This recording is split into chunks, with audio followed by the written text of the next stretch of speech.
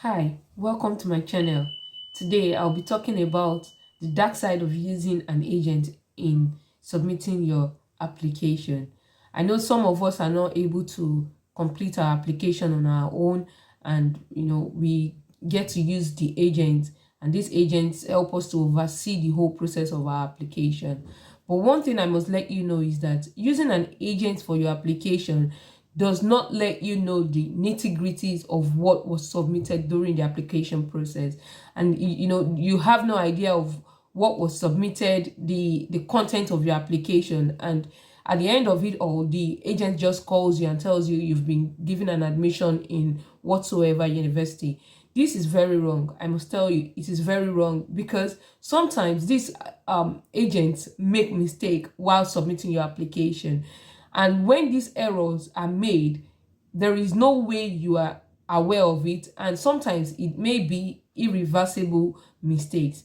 And with this, it just carries on to when you get the admission and you get to detect that there was a mistake that was made during the application process, and invariably you may not be able to correct it. Secondly, when the agents actually help you with your application, and this is for those that probably the using the agent spans beyond just getting the admission. Some people decide to use the agent in paying for their health insurance surcharge for those that are studying in the UK, and probably their visa application and all of that. But when you do that, for some students that are in the UK, and particularly for those that work in healthcare, the government of the UK does something called the IHS refund. And by the time you use an agent in doing your application process, you may not be able to make your IHS refund. And if you do, the IHS refund is most likely to be sent to the account that was used in doing the application for the IHS surcharge. Now, if it was an agent that was used, you are most likely not going to get that money back if it's a dubious agent that doesn't tell you that your IHS refund has been made.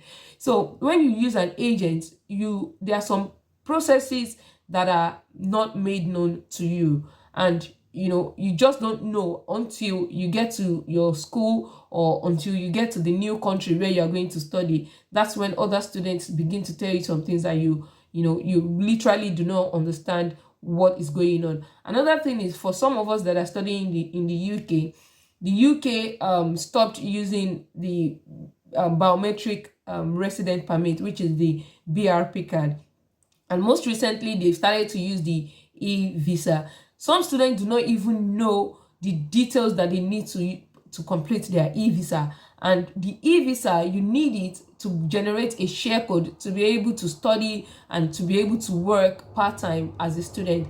And when you are not able to know those details, particularly probably your application reference and things like that, you find that when students start doing their enrollment, when they come to school, they start to look for all of those details, and they start to call the agent asking, what did you do at some particular point? So using an agent can be a very, very complex process. I know it's not everyone that can be able to complete the application themselves, but we try to encourage our students to sit back, use the internet. The Google is there for you. Anything you don't know, there is always somebody on YouTube that has spoken about it. There's always somebody on YouTube that has created a content about it. And when you do that, when you do your research, you are able to find information that will help you to scale through the application process. Another thing is, you can always send an email to the admission team of your school. As much as I understand that it can be a very slow process, I am telling you, the admission team would reply your email so that they can help you to clarify anything that you need to do. So using an agent is good on one side, but then this downside, or the challenges, or the downside of using an agent is far more than using an agent, quite literally. Another thing is, sometimes there are some very, very dubious agents. We've seen instances whereby students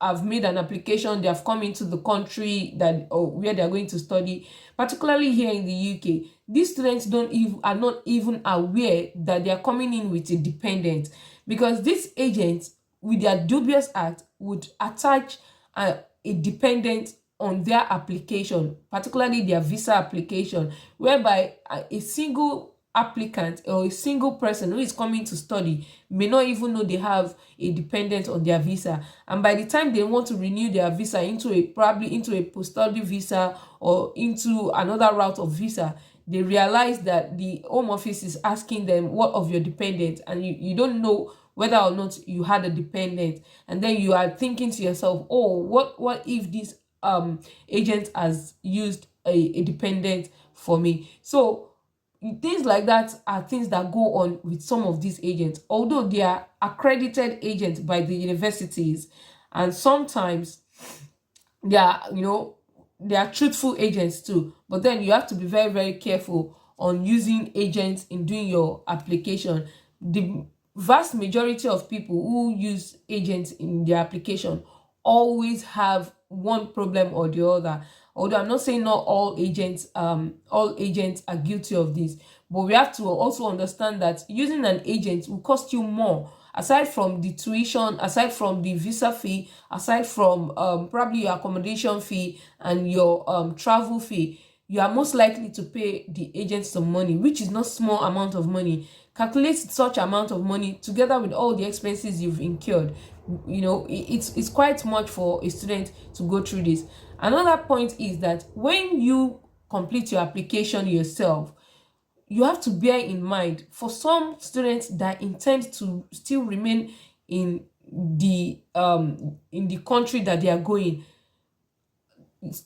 submitting an application or your school application yourself helps you or prepares you for an application for jobs. It builds that resilience for you. You are able to know what to prepare in terms of your cover letter, in terms of your personal statement, in terms of how to prepare a standard or quality application. So when you are able to prepare your admission application by yourself, I am to some extent certain that when you are searching for a job, you would have that resilience and you have the skill or professionalism to create an application for a job which will gain you interview or get you a new job. So when another point is that when an agent is helping you with the application, they are most likely to go for a university that they are more conversant with, without taking into consideration the geographical area, whether or not you have people within your community in such area, or whether or not you are going to cope well in terms of having to get a part-time job for international students, or things like that, or the cost of living within that place. For instance, we that come to the UK to study, sometimes some content creators will advise you to choose a university outside of London because of the cost of living. The cost of living in London, and particularly for schools around London, is very, very expensive. And for someone who is a student who has probably not paid up their school fees, it's advisable for you to choose a school that is financially suitable for you, and a location where you can find something part-time doing to help you with your maintenance cost. So not being conversant with your application has a very grave effect on how you settle in within the school or the school area. You may not even know that you may require an e-visa when you come in, and you may not even know how to make the application for an e-visa. Things like that are what students who used an agent may have problem with, because they don't know everything that was done behind the school application were not made known to them. So by saying this, it's always good to make effort to prepare your application yourself. Firstly, you are aware of the kind of school you are choosing. You've made your findings about the geographical location, about your community within that area, the kind of support that is available for you even outside of the university. Secondly, you know more about the university. You know how to interact with them. You know how to ask questions. You know the emails that you are supposed to send, and to what team you are going to send that email to. And secondly, it prepares you for the final stage where you are looking for a job. Because when you are able to submit or prepare a successful school or admission application, you know every nitty-gritty of your application. So when you are even doing your interview, because some universities even require you to do an interview before they give you the CAS number. This interview is called the pre-CAS interview. And if you are not conversant with your application, I doubt if you'll be able to succeed in your pre-CAS interview. If you don't succeed in the pre-CAS interview, definitely you're not going to get the admission. So doing the application yourself is very, very beneficial for you to know the nitty-gritties about your application. It prepares you for school, it prepares you for after school, because when you start looking for a job, you need to sit down, prepare your application yourself. You can't sublet such application when you are looking for a job, because you have so many applications to do when you're looking for a job. It makes you very conversant with how to prepare a very good personal statement, how to prepare a very good CV or resume, and it just makes you very good at preparing applications generally. Here is an example of the mistakes that that some agents make, and here is that also another example of a mistake that an agent made on a student application. And you can see that these applications shows that the agent or the students, so to speak, don't even know all of this. So as students, I want to encourage us to try to take our time, to prepare our applications by ourselves. Sometimes you may need someone older to sit down with you to help you through the application process. But the main thing is that you have to be aware of everything that is put into your application. And lastly, some students require reasonable adjustment. And most times, reasonable adjustment is put into application at the stage of the application stage. There is a particular question within your application that would ask you, do you have a disability or not? Most of the time, the agent will say no, but the students themselves know whether or not they require reasonable adjustment. So what if your agent overlooks this question? So in instances like this, we encourage our students to make the application themselves, be very aware of what you are putting into the application. If you have questions, Google it, use YouTube to watch some videos, or more simply, send an email to the admission team of your school and they'll give you answers to whatever question that you have. Thank you for watching this video. Thank you for visiting this channel.